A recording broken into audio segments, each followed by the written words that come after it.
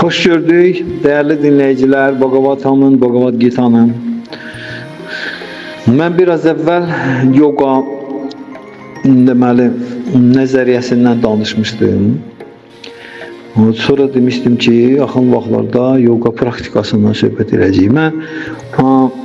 Elə bil ki, bizim üçün sadə dildə nədir də bu, bildinizmi? Yəni o sanskrit terminləri, elmi fəlsəfi terminlərdən istifadə eləmədən bu anlayışın nə olduğunu başa düşməyə çalışırıq. Çünki bu ən asan nədir? Ən asan yoldur. Ən asan yoldur bu məsələni başa düşmək üçün. Sadələşdirmək, asan dildə başa düşmək üçün.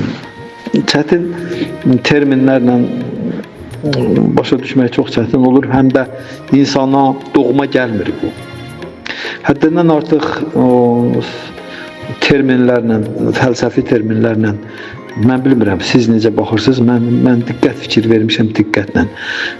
Həddən artıq fəlsəfi terminlərdən və sair cürbəcür elmi fikirlərdən istifadə edəndə insana doğma gəlmir sözü gedən mövzu.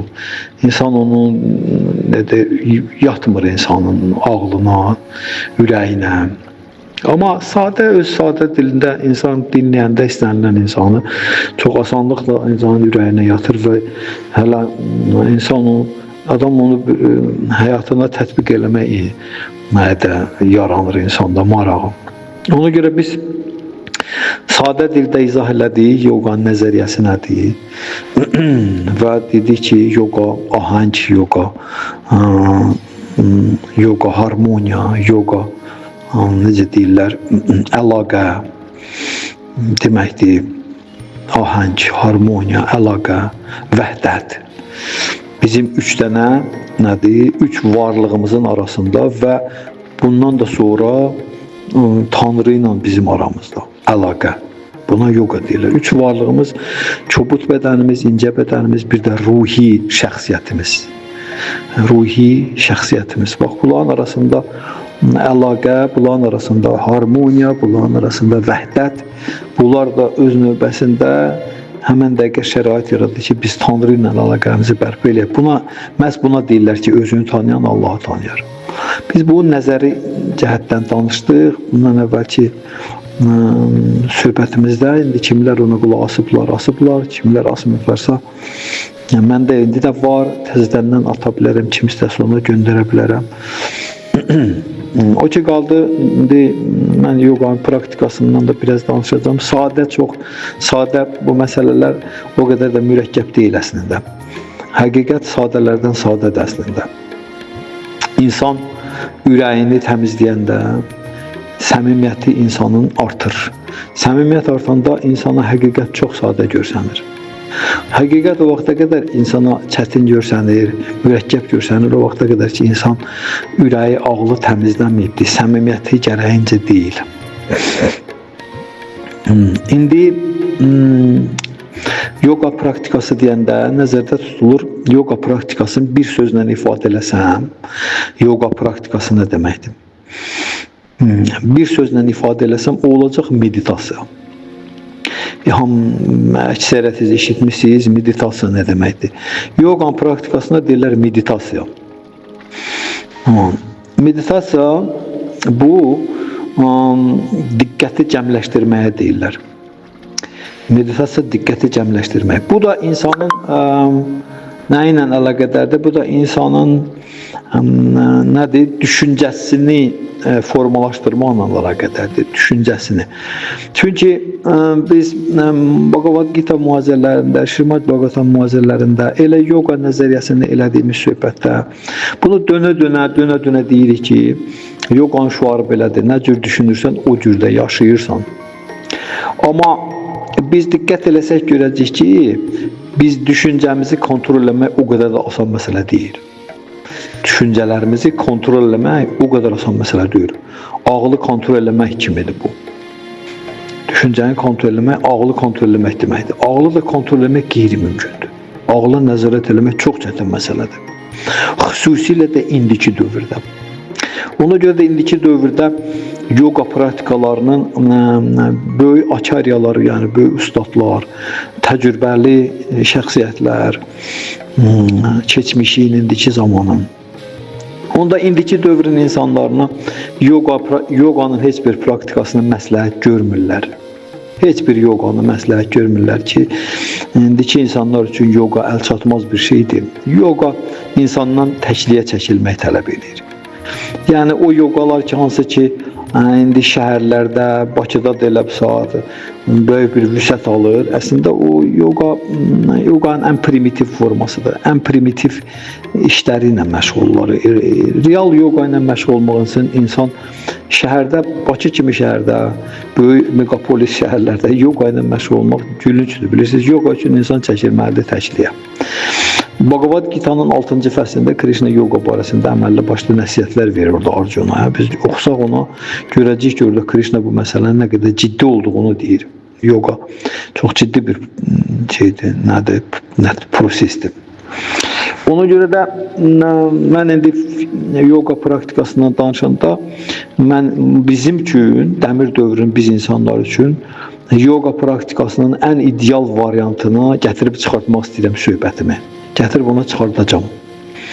Amma başlayaq ondan ki, yoganın şuarı belədir. Nə cür düşünürsən, o cür də yaşayırsan. Düzdür? Əgər bu yoganın şuarıdırsa, düşünmək meditasiya deməkdir. Meditasiya elə düşünmək. Meditasiya düşüncəyə kontrol eləmək, düşüncəsinə nəzarət eləmək deməkdir. Ağlına nəzarət eləmək. Yəni düşüncəsini idarə eləmək qabiliyyətidir. İnsan öz düşüncələrini idarə edə bilir. Biz özümüz bu və digər özünü dərk etmə prosesində məşğulda. Kimlər namaz qılanda, kimlər mantra oxuyanda, Krishna Şura hərəkatının fədaillərində bu var. İstənilən bir nə ilə məşğul olanda biz hiss edirik ki, nə qədər ağlımız həmən dəqiqə yayınır. Yayınır, çox uzağa gedir. Çox dərinliklərdən çoxdandan vaxtı keçmişdə olmuş məsələləri çıxardır. Gələcək arzuları gətirib qaçışdırır. Hal-hazırda başına gələnlərdən, yəni ağılda küllü miqdarda məlumatlar vardır.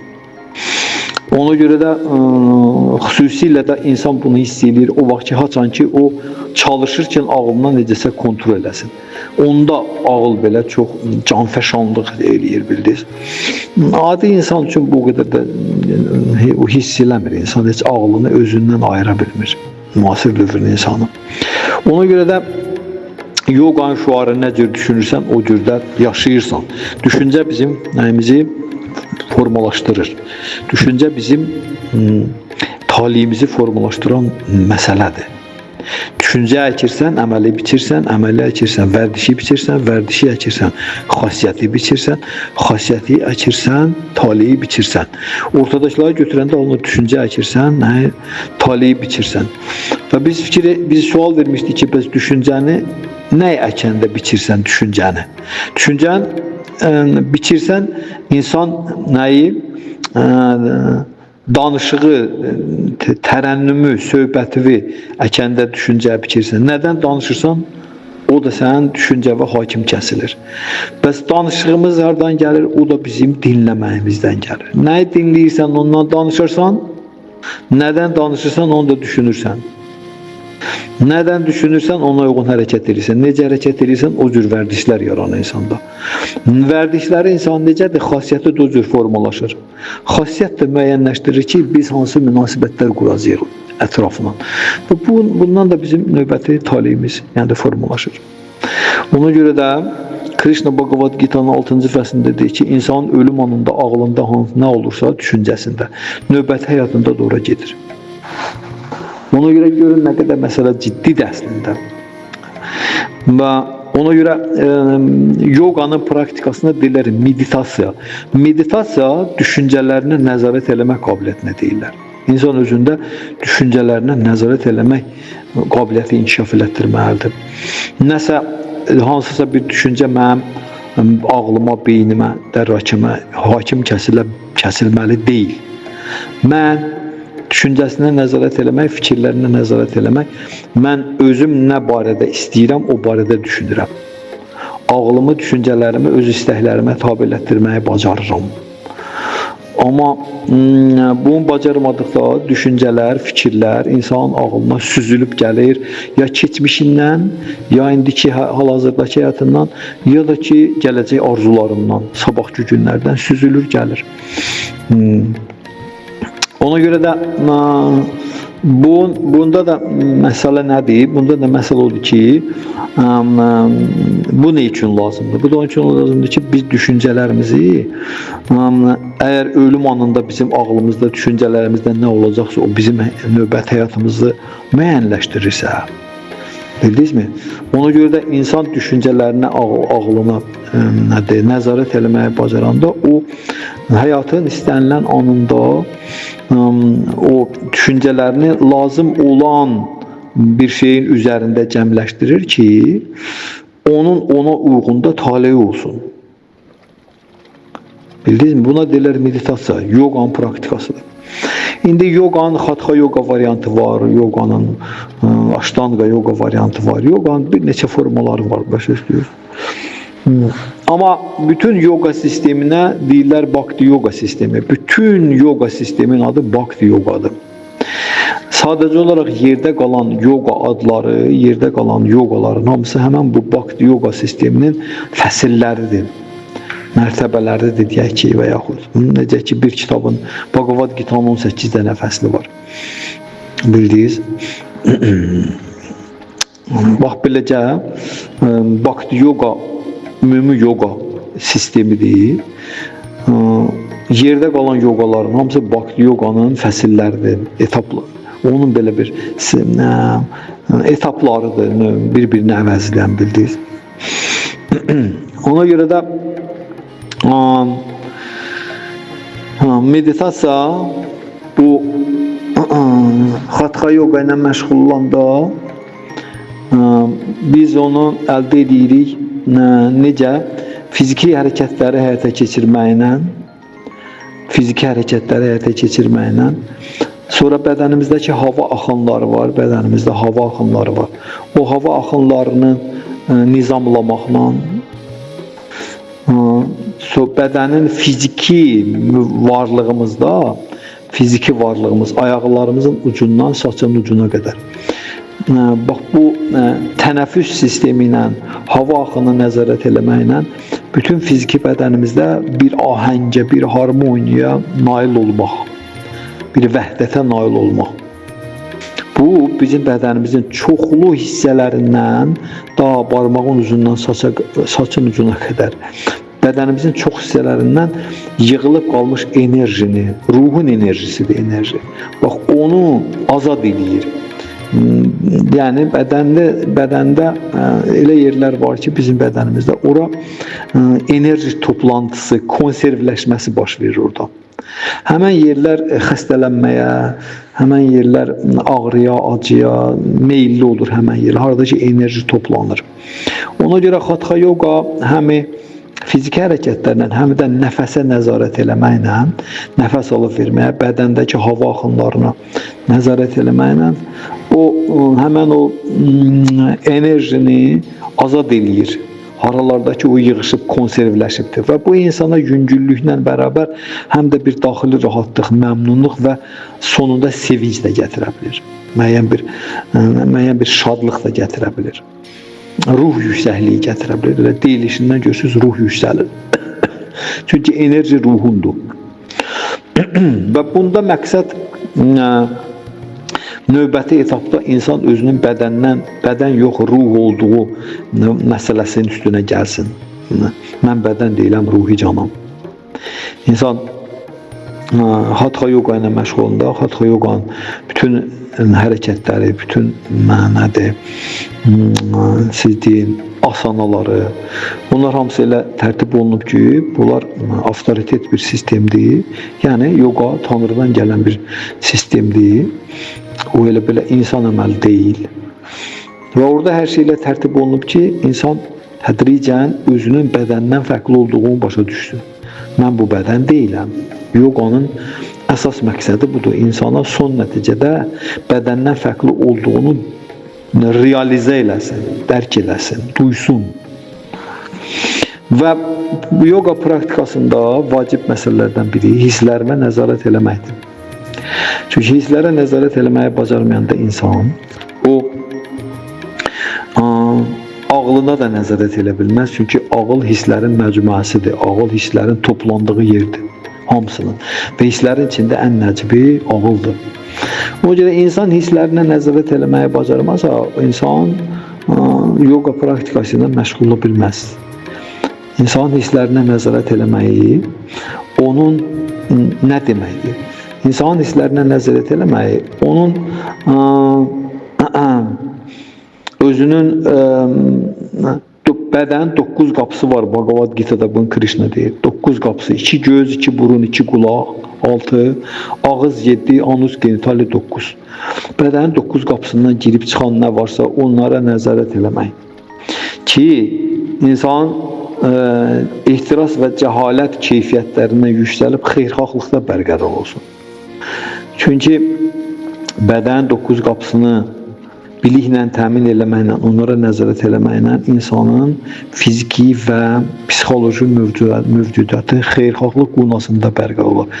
Xeyirxahlıq qunası bu transcendentala, yəni ruhaniyyata, ilahiyyata keçiddir, keçid.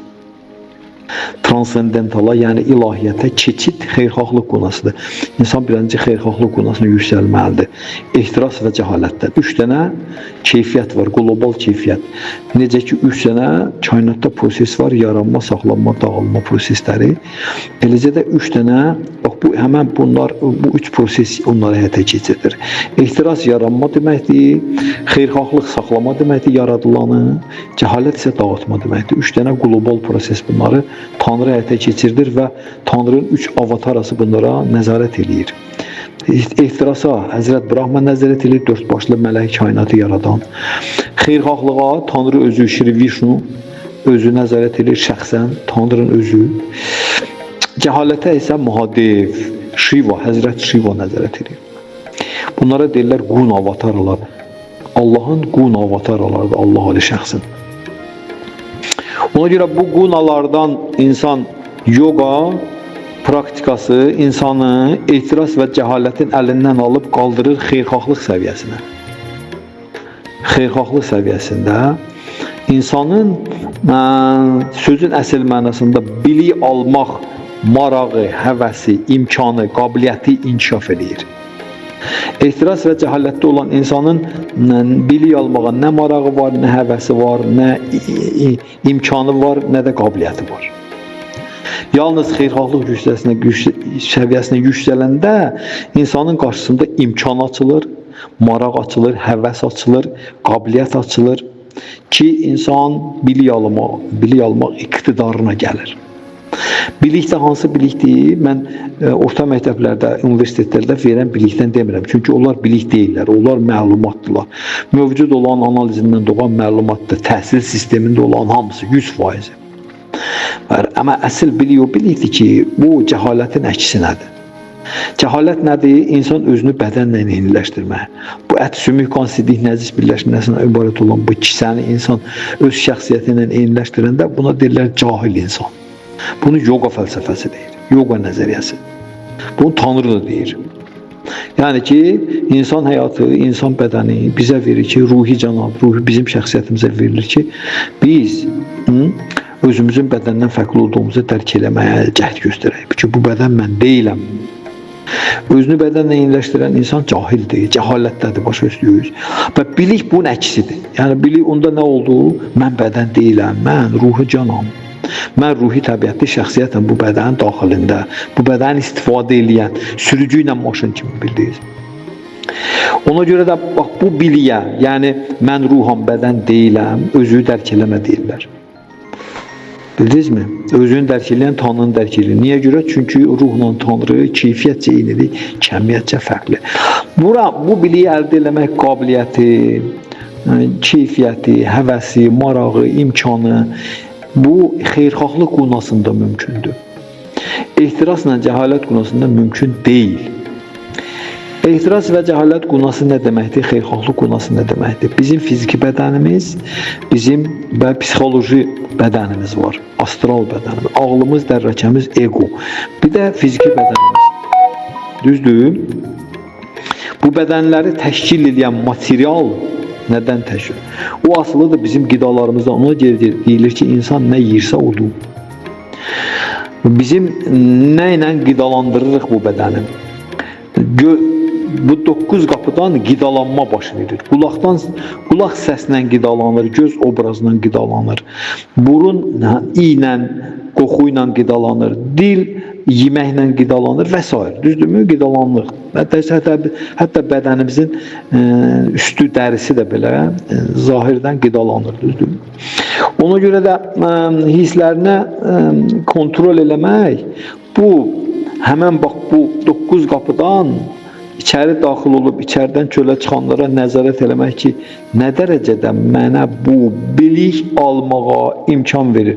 Və yaxud da ki, biliyi bu qapıların ağzına qoymaqla insan o kontrol əldə edə bilir. Biliyi bu qapıların ağzına qoymaqla insanı kontrol əldə edir. Bilik yəni ki, mən ruhi canan bədən deyiləm. Və gözdən, ağızdan, burundan, qulaqdan girən şeylərə nəzarət edir ki, nə dərəcədə bunlar mənim ruhumun rifahı üçündür. Nə dərəcədə isə bu yalnız hissə-həz üçündür. Hissə-həz özünü bədən sayıb hisslərini həz verməyə deyirlər. Mən bədənəm və bu bədənə hisslər vasitəsilə həz veririk. Buna deyilə hissə-həz. Hissə-həz üçün bu 9 qapıdan daxil olanların hamısı insanı cəhalət və ehtirasa qərq eləyir. Cəhalət və ehtirasa. Adından da görünür ki, belə insan bilik almaq ixtiyarında olur. Ona görə də müasir dövrün diqqət fikirləsək, fikir versək görəcək ki, müasir dövrdə həddindən çoxlu kütlə insanlar bu cür biliklərə çox biganədirlər, maraq göstərmirlər, həvəs. Maraq göstərənlər də başa düşə bilmirlər ki, söhbət nədən gedir. Niyə görə? Çünki bu 9 qapını biliklə təmin eləməyiblər. Bu 9 qapını biliklə təmin eləmək deyirlər hisslərinə nəzarət eləmək. Hisslərinə nəzarət eləmək yoqanın əsas məsələsidir. Ona görə o insanlar üçün bu müasir dövrdə hisslərə nəzarət eləmək üçün ən konkret olan 4 dənə prinsip var. 4 prinsip. O 4 prinsipə əməl eləməyə çalışanda insana hisslərinə nəzarət eləmək asanlaşır. Bu 4 prinsip hansıdır? Birincisi odur ki, heç bir heyvan, əti, balıq, yumurta qəbul eləmirik. Zorakılıq hərəkətlərindən, əməllərindən uzaq dururuq. İkincisi, heç bir bihuş edici maddə qəbul eləmirik. Bihuş edici maddə kofedir, çaydır, spirtli şişidir, pivədir, canım sizə desin, narkotik tərkibli başqa maddələrdir. Bunların heç birini qəbul eləmir insan. Üçüncüsü, heç bir azartlı oyunlardır, pul maxinasiyalardır, onlara getmir insan. Dördüncüsü də zinakarlıq olmur. Nigahdan kənar qadınla kişi münasibəti qəti qadağandır. Bunları eləməyincə həyata keçirməyən insanın yoga praktikası ilə heç bir əlaqəsi yoxdur. Yoga ilə məşğul olmaq fayda verməz belə insana. Belə insan üçün yoga ancaq gimnastikadan başqa bir şey olan deyil. İnsan heç olmasa yoga ilə məşğul olmaq istəyirsə, başlanğıc olaraq cəhd eləməlidir. Bu 4 dənə prinsipə əməl eləməyə. Bunlar hisslərə kontrol eləmək üçündür. Və dedik ki, yoganın praktikasına deyilir meditasiya. Meditasiya ağla nəzarət eləmək, düşüncələrə nəzarət eləməkdir. Bu başlayır hisslərə nəzarət eləməkdən. Hisslərə nəzarət eləyən adama asanlaşır ağlına kontrol eləmək. Çünki ağıl hisslərin məcmuəsidir. Yəni hisslər hamısı ağılda toplaşırlar. Ağıl onların içində ən böyüyüdür, ən incəsi, nəcibidir. Ağla 6-cı hiss də deyirlər. Düzdür, ağıl ən nəcib hissdir. Ona görə də hisslərə nəzarət eləmək yoganın ən vacib məsələsidir. Hisslərə nəzarət eləməyən insan ağlına kontrol elə bilməyəcək. Bu demək ki, insan düşüncələrinin köləsi olacaqdır.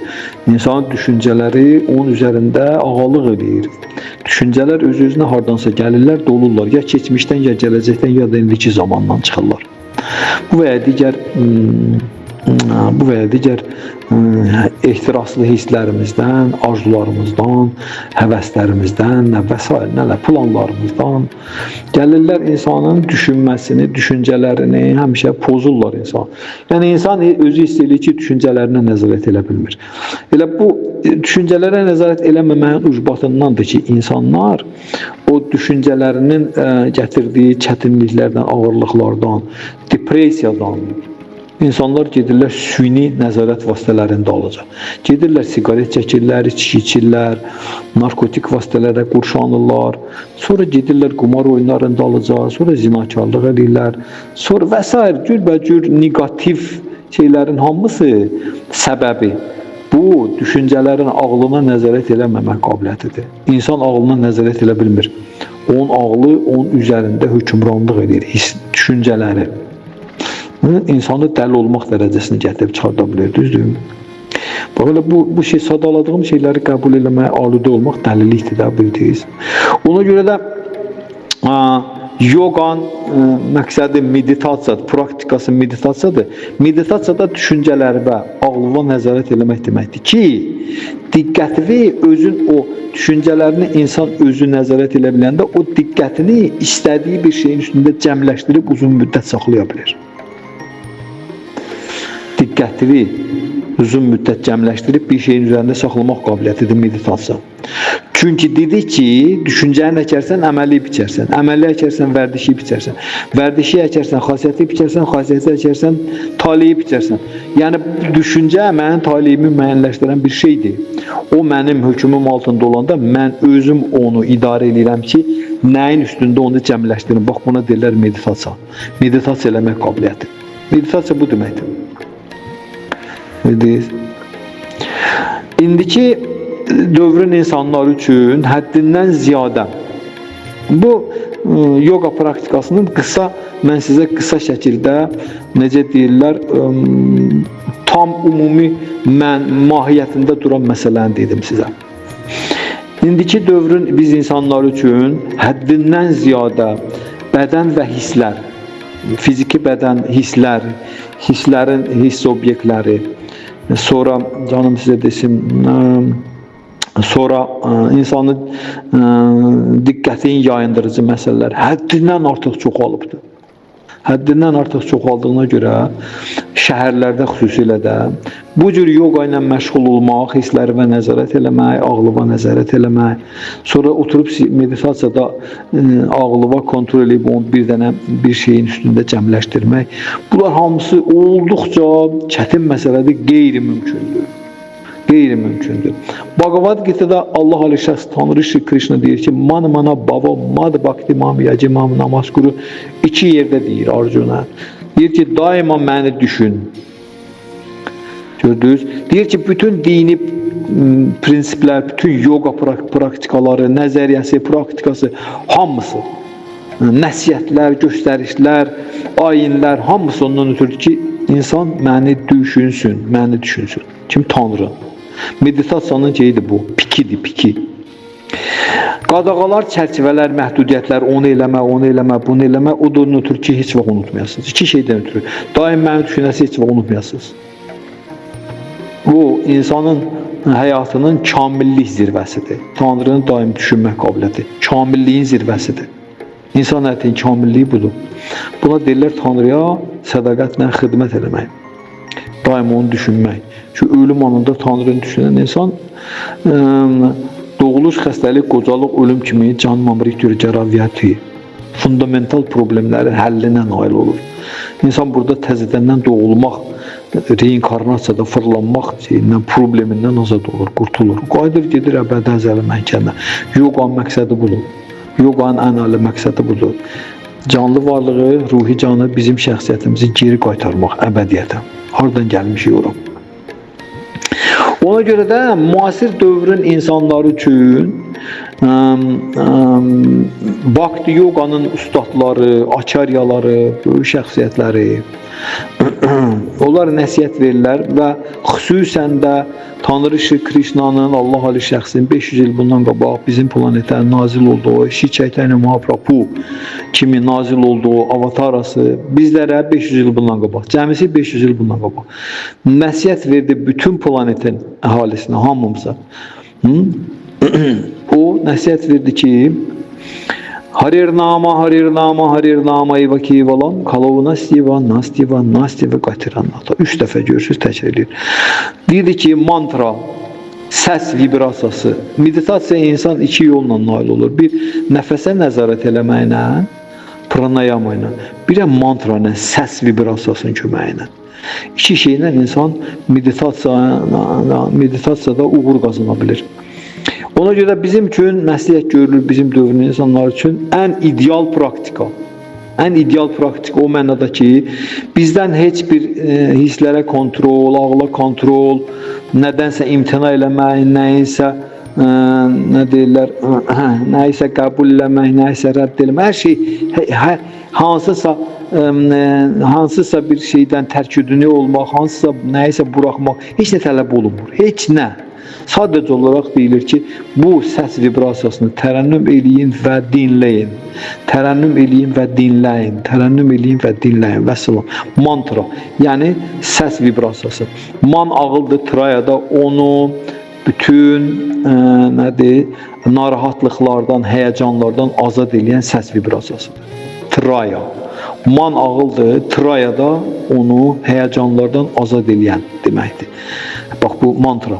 Bu səs vibrasiyası ağlı bütün həyəcanlardan azad edir müasir dövrün. Bax, ideal meditasiyadır müasir dövrün insanı üçün. İdeal meditasiya, heç bir şərt yoxdur. Heç nədən şərt qoyulmur. Bu sadaladığım 4 prinsipə əməl eləməyən insan da bunu eləyə bilər, bu mantranı oxuya bilər. Niyə görə? Çünki bu mantra özü insana necə verəcək? İradə qaytarır, iradə. İnsana onun iradəsini qaytarır ki, insan özünü idarə eləməyinə məşğul ola bilsin. Yəni, düşüncələrini idarə. İradəsini qaytarır ki, idarəsini bərpa eləsin. Özü-özünü idarə eləsin. Düşüncələrindən başlayaraq. Ən ideal meditasiyadır.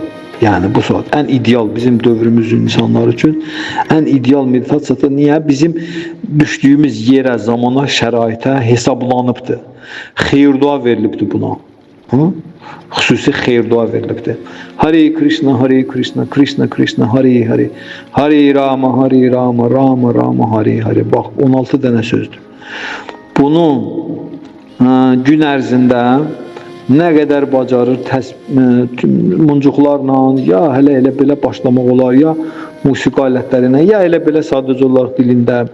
Mən bunu sadəcə olaraq elə belə oxuyanda, ali təhsil alanda bunu elə hara gedirdimsə, küçədə, avtobusda, metroda oxuyurdum özüm üçün. Və onu gətirdi, ona satdı ki, sonra mən götürdüm, başladım bundan ciddi məşğul olmağa. Ona görə də heç olmasa bunu metroda, küçədə, harada gəldi. Bunu tərənnüm eləmək lazımdır, amma düzgün. Hare Krishna, Hare Krishna 2 dəfə. Krishna Krishna 2 dəfə. Hare Hare 2 dəfə. Hare Rama, Hare Rama 2 dəfə. Rama Rama 2 dəfə, Hare Hare 2 dəfə. Hamısı 2 dəfədir. Hare Krishna, Hare Krishna, Krishna Krishna, Hare Hare. Hare Rama, Hare Rama, Rama Rama, Hare Hare. Bugünkü gün üçün ən ideal yoga praktikasıdır. Ən ideal. Yəni bizim indiki dövrümüzə, səviyyəmizə, təmizlik səviyyəmizə, çirklilik səviyyəmizə, dünya görüşümüzə, düşdüyümüz situasiya, yaşadığımız yerə, zamana, işimizə, sonra dünya görüşümüzə hamısına hesablanıbdır. Hamısına hesablanıb. Yəni bizim bütün vəziyyətimiz hesablanaraq bu verilib bizə ki, siz vəziyyətinizdən asılı olmayaraq, nə gündə olmağınızdan asılı olmayaraq, hansı şəraitdə olmağınızdan asılı olmayaraq, hansı günahlı işlərlə, hansı xoşa gəlməz keyfiyyətlərlə dolu olmağınıza baxmayaraq, heç nəyə baxmayaraq, sadəcə götürün bu mantranı tərənnüm edin. Vəssalam. Yerdə qalan öz-özünə muncuq sapa düzülən kimi düzülə-düzülə gedəcəkdir. Bildiniz? Ona görə də indiki dövrün ən ideal yoga meditasiyası, yoganın praktikası budur. Tanrı müqəddəs adların tərənnümü prosesidir. Çünki bu mantra ağla nəzarət eləməyin ideal üsuludur. Ağla nəzarət eləmək üçün dinləmək, qulaq, insan eşitmə qabiliyyətini ruhi və transendental, ilahi səsə neynəməlidir, dikməlidir, eşitmə qabiliyyətini. Bildiniz? Ruhi transendental. Bu Hare Krishna Mahamantrası transendental səsdir. Yəni, əbədiyyətdən gələn səsdir. Bu, dünyaya xas olan səs deyil o. Vibrasiya, titrəyişdir. Bunu praktikadan keçirdənlər bilirlər. Kim praktikadan keçirdir, görür, nəticəsini görür. Ona görə də qulaqdan girən əbədiyyətə xas olan səs ruha və tanrıya dərrakə ilə insanın ağlını kontrol eləməyə çox asanlıqla imkan yaradır. Əks halda ağlı, düşüncələri kontrol etmək mümkün deyil və ona görə meditasiya da mümkün deyil. Müasir dövrün insanının hal-hazırki ağlı ilə meditasiya ilə məşğul olmaq qeyri-mümkündür. Heç bir yoga sistemi buna gücü çatmır. Sadəcə olaraq gücü çatmır. Müasir dövrün ağır vəziyyəti ilə baxanda başa düşdünüz. Gücü çatmır sadəcə olaraq. Dəmir dövrünün indiki bir vaxtında. Amma bu Mahamantranın, Hare Krishna Mahamantrası olduqca qüdrətlidir. Sadəcə olaraq praktikadan keçirmək bəs edir. Burada meditasiya səsədir. Buradakı meditasiya səsədir. Yəni ki, burada tələb olunan bir dənə şey var. Ağzın deyən qulağın eşitsin. O bizim Azərbaycanda söz var, deyir, ağız deyən qulaq eşitmir. Ağız deyən qulaq eşitmir. Hardasa belə səs-küy olan yer deyirlər. İndi burada əsas tələb, bir dənə tələb var. Yeganə tələb odur ki, adamın bu mantranı tərənnüm edən insanın özünün öz səsini eşitməsi. Vəssalam. Başqa tələb yoxdur. Bundan başqa tələb yoxdur. Ağzım deyir Hare Krishna, Hare Krishna, Krishna Krishna, Hare Hare, Hare Rama, Hare Rama, Rama Rama, Hare Hare. Qulağım bu səsi eşitsin, ağzımdan çıxan səsi eşitsin qulağım. Bu bəs eləyəcəkdir ki, insan meditasiyasının nəyi gün insan meditasiyası bəhrə versin. Sadəcə olaraq ağzından çıxan səsi eşit. Biz hərdən bu meditasiyanın bu forması ilə məşğul olanlar hərdən səhv salırlar. Qulağın eşitmə qabiliyyəti ilə ağlı. Ona görə çalışırlar ki, mantra oxuyanda ağlına nəzarət eləsin. Ağıl qaçıb gedir axı. Ağıl dəcəl uşaq kimidir, ağıl nadinc uşaq kimidir, ağıl bir saniyə bir yerdə tuta bilmirsən ağılı. Həmən dəqiqə yayınır, gedir harasa. Heç ağıl sanki deyir ki, bu nədir, mənim üçün darıxdırıcı bir şeydir və insanı daha da nəqd olan şeylərin dalınca aparır, hissi həzlərin. Ona görə insan çalışır ki, o ağıllını qaytarsın da. Çünki ağıl başqa yerə gedəndə ağızla təyin dediyi mantradır, oxuduğun duadır, nə eləyirsən onların heç bir effektini hiss eləmir insan, heç bir dad hiss eləmir. Nə qədər saatlarla deləsin, heç bir dad hiss eləmir və gündən bir gün o bundan bezir. Bildiniz? Amma məhz ağıl gələndə, ağılı geri qaytarıb, ağılı meditasiya dedim, düşüncəyə kontrol eləmək praktikasıdır. Fikrə, düşüncəyə, bu da ağıldadır, bildiniz, ağıldır. Ağılı da cilovlamaq asan məsələ deyil. Bhagavad Gita'da Arjuna Krishna deyir ki, ağılı cilovlamaq, küləyi cilovlamaqdan çətindir. Küləyi. Ona görə də ağılı cilovlamaq çətin olduğuna görə biz eşitmə qabiliyyətimizdən içəri, ağıldan yuxarı enerjiyə malik olan ruhi səsi buraxanda o ağılı kontrola gətirir. Həmən dəqiqə ağıl gəlir kontrola. Çünki özündən yuxarıdan, daha qüdrətlisindən nədir gəldi? Təzyiq gəldi ona. Daha qüdrətlisindən. Bildiniz, Hare Krishna Mahamantrası transendental səs vibrasiyasıdır. Ruhi səs vibrasiyasıdır. Transendental, yəni əbədiyyətdən aşağı enən səs vibrasiyasıdır. Onun daşıdığı məlumat, bu sözlərin daşıdığı məlumat, bu səsin, bu məlumat ruhi transendental xarakterlidir, dünyəvi deyil. Ona görə də bu qulaqdan daxil olanda o ağıl ona tabi ola bilir. Ağıl ona tabi olur həmən dəqiqə. Çünki özündən qüdrətli daxil. Vəssalam, bu indiki dövr üçün ən ideal praktika budur. Yekunlaşdırıram, söhbətimi yekunlaşdırıram. Yoganın praktikasına deyirlər meditasiya. Meditasiya fikrə, düşüncələrə nəzarət etmək ki, onu öz tabiçiliyinə salıb istədiyin şeyin üzərində düşünməyə yönəldə biləsən, cəmləşdirə biləsən fikri o həmən şeyin üstündə. Bhagavad Gita'da Krishna deyir ki, bu obyekt mənəm. Düşüncəni mənim üstə cəmləşdirməlisən. Yəni Tanrın. Amma bunun üçün ona nail olmaq üçün insan gərək hisslərinə nəzarət etməyi bacarsın. Hisslərə nəzarət etmək, ağlına nəzarət etmək. Hisslərinə nəzarət edən insan tədricən ağlına nəzarət edir. Bundan müxtəlif yoga sistemləri məşğul olurlar bununla. Və mən də dedim ki, söhbətimizi ondan yekunlaşdırırıq ki, müasir dövrün insanı üçün bu qeyri-mümkün olan bir şey. Qeyri-mümkündür. Məsələn, çoxlu yoga ilə məşğul olanları tanıyırsam ki, mən, onlar yoga hərəkətlərində, hatha yoga hərəkətlərində, sonra cürbəcür asanaların həyata keçirilməsində bəlkə də çox professionallıq göstərirlər, düzdür. Amma pis vərdişlərindən yaxa qutara bilmirlər. Gedirlər yenə ət yeyirlər, gedirlər yenə qara çay, kofe içirlər və s. və s. Gedirlər zinakarlıq da eləyirlər, amma gəlirlər yenə yoga ilə məşğul olurlar. Bu real yoga deyil. Belə yoganın nədir, heç bir bəhrəsi olmayacaqdır. Ola bilsin ki, hansısa müəyyən sağlamlıq əldə elədi insan, hansısa bir fiziki sağlamlıqda. Amma ki, o insana daxili məmnunluq, rahatlıq, xoşbəxtlik duyğusu gətirsin, qeyri-mümkündür. Mümkün olan şey deyil. Bildiniz, daxili məmnunluq, rahatlıq, xoşbəxtlik. Bunun üçün insan təmizləməlidir. Hissləri təmizləməlidir. Ehtiras və cəhalət qunasının təsirindən. Ehtirasda olan, cəhalətdə olan qidalar, ət yeməkləridir, balıq, yumurtadır, konservalardır, sasiskadır, dönərdir, qara çaydır, kofedir, sarımsaqdır, soğandır, göbələkdir, konservalardır. Bunların hamısı cəhalətdə olan qidalardır. Bunları yiyəndən sonra insanın yoga ilə məşğul olmağı onun elə bir bəhrəsi olan deyil. Bildiniz, bu praktikanın nədir? Canıdır, aparıcı bir dənə məsələdir. Bu prinsiplərə əməl eləməyə çalış, cəhd eləmək, çalışmaq. Əks halda ona yogadır ki, insan boş vaxt itirir, insan boş-boşuna vaxt itirir. Yoga sadəcə olaraq fiziki sağlamlıq demək deyil.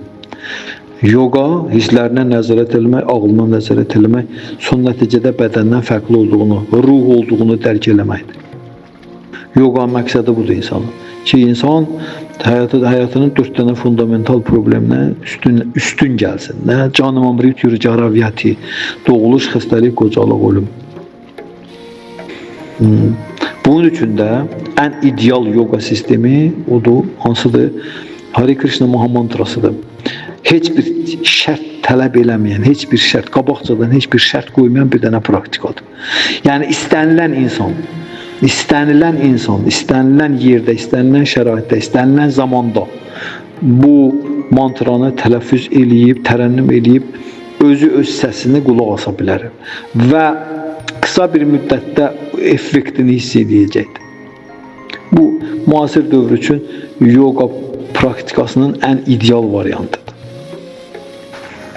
Belə, bu qısaca və bir də çox sadə bizim başa düşəcəyimiz dildə mən çalışdım sizə izah edeyim. Yoganın praktikası nə deməkdir? Kimisə sual olsa, kiməsə nəsə maraqlıdır bu istiqamətdə, nəsə aydın deyil. Soruşsun məndən. Çalışacağım izah edeyim. Gücüm çatan qədər. Belə. Hare Krishna.